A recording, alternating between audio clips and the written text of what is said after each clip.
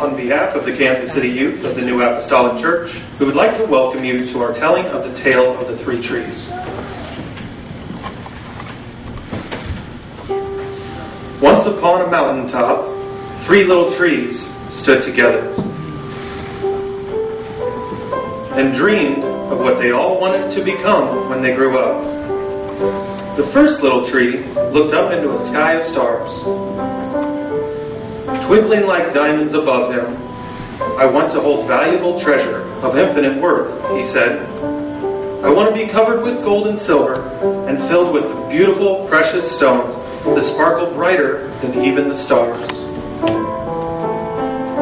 I will be the most glorious chest of treasure in all the world."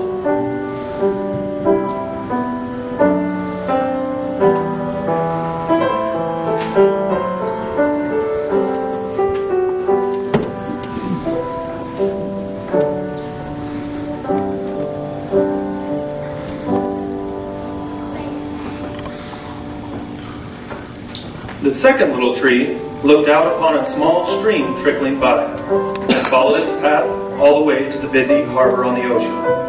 "I want to be a strong sailing ship," he said. "I want to sail on mighty waters and carry important and powerful kings. I will be the strongest and mightiest ship in all the world."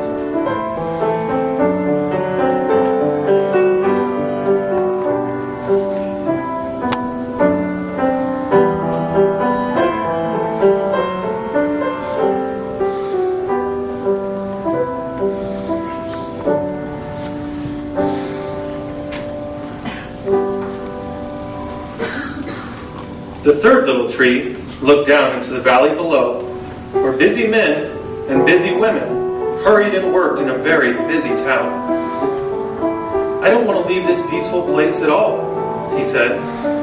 "I want to grow so tall, everyone will see me, and when those busy people pause their busy lives and look at me, they will be raising their eyes to heaven, and they will have peace as they think of God.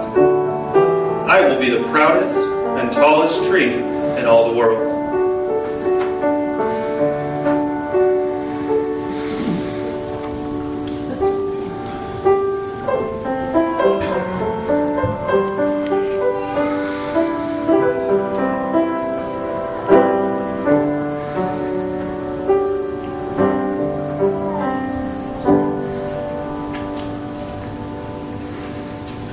The seasons came and the seasons went. Years passed and many rains fell. Much sun shone bright. The three little trees grew big and tall.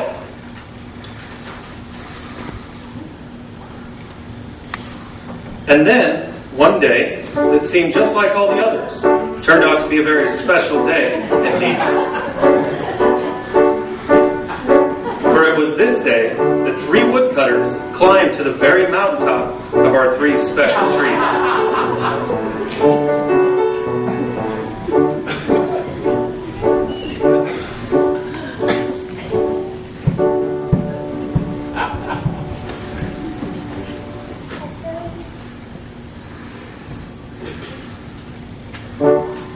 The first of the woodcutters looked at the first of the three trees and proclaimed, "This tree is so beautiful. This is the perfect tree for me." And then, with the powerful swoop of his sharp axe, the first of the trees did fall. "Now I shall be crafted into a beautiful chest for treasure," thought the first tree, "covered with gold and silver and filled with beautiful, precious stones that sparkle brighter than even the stars."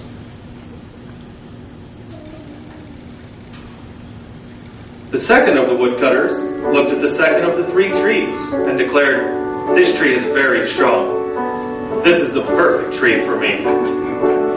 And then, with a powerful swoop of his axe, the second of the trees did fall. "Now I shall be built into a strong sailing ship," thought the second tree. "I shall sail on mighty waters and carry important and powerful kings. I will be the strongest and mightiest ship in all the world." The third tree felt his heart skip when the third of the woodcutters came his way. The tree stood as straight and as tall as he could and pointed bravely towards heaven. But the third of the woodcutters didn't seem to care and never even bothered to look up. Any kind of tree will do for me, it matters not. And then, with a powerful swoop of her sharp axe, the third of the trees did fall.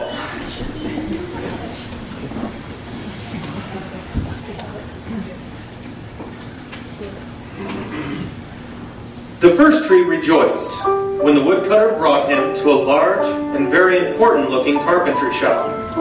There were many wealthy-looking people placing orders for items to be made. The first tree was ready to become the treasure chest of his dreams. But this particular carpenter was not thinking about crafting chests for treasure. Instead, his work-worn hands fashioned the first tree into a feed box for animals. The once beautiful tree was not covered with gold and silver that sparkled like the stars at all, nor was he filled with precious stones. Rather, he was coated with dirt and sawdust and filled with old hay for hungry animals on a lowly farm.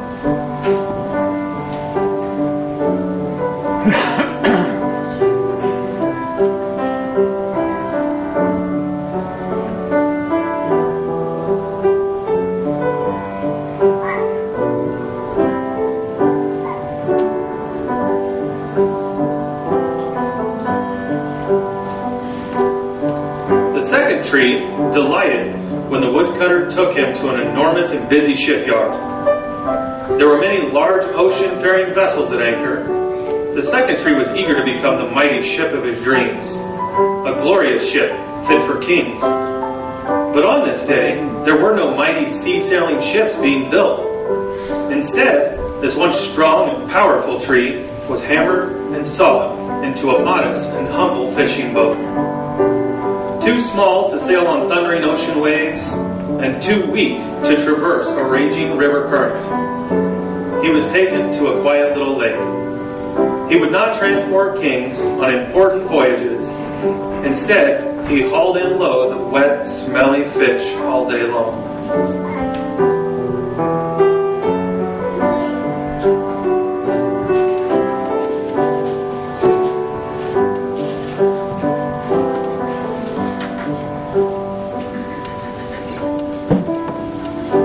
The third tree was very excited when the woodcutter cut him into straight, sturdy beams. Surely he would be part of something tall that pointed heavenward. But the tree was then confused when the woodcutter left him unused in a pile. He was not standing tall for all to see, bringing peace to those that gazed upon him thinking of God. Alternately, he was resigned to a dark corner of the lumberyard, forgotten. What has happened to me? The once tall tree sadly wondered. All I ever wanted was to stay standing tall on the mountaintop, proudly pointing to God.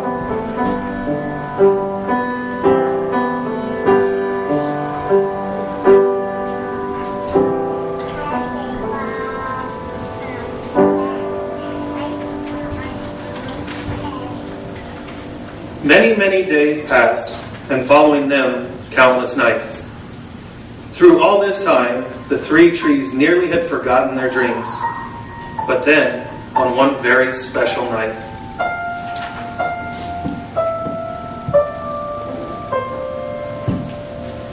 golden starlight poured over the first tree, who was placed with the animals. There, a young woman, with nowhere else to lay her child, gently placed her newborn baby in the feed box, nestled in hay.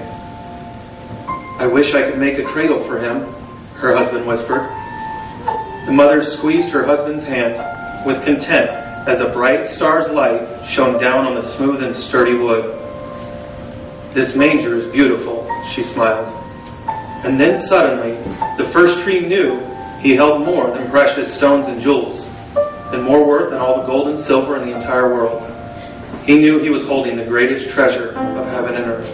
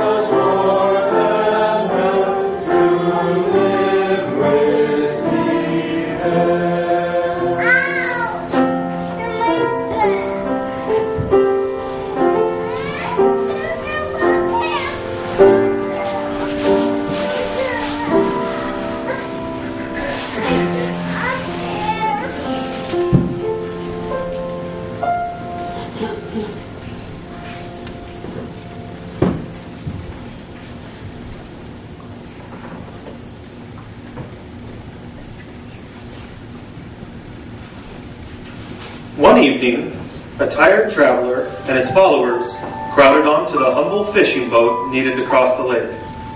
The second tree quietly set out to sail across the lake, thinking nothing as the tired traveler fell calmly to sleep.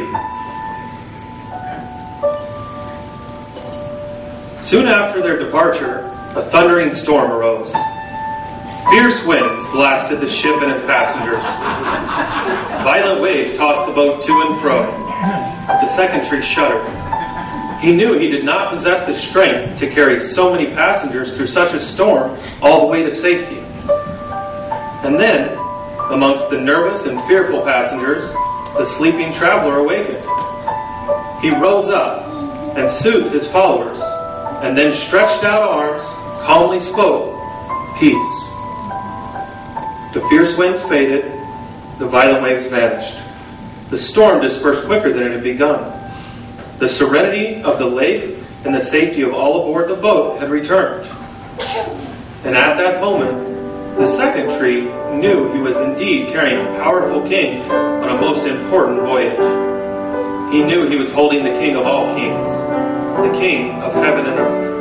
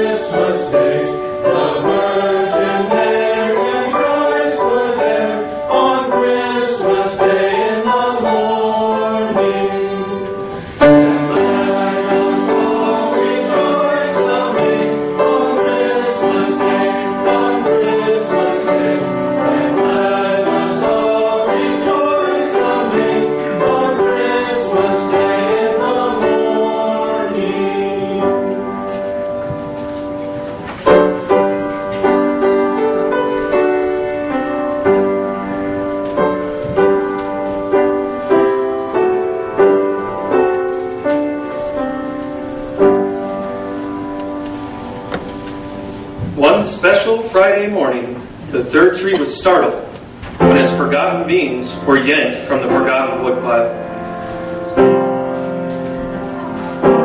He was curious as his sturdy beams were fashioned into a large cross, but also confused when he was given as a heavy burden to a suffering man.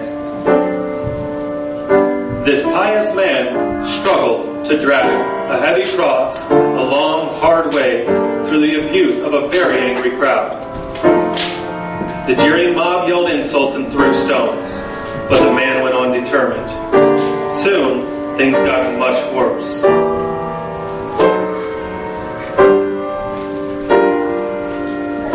The third tree shuddered with agony when angry soldiers nailed the suffering man's hand and feet to his once proud timbers.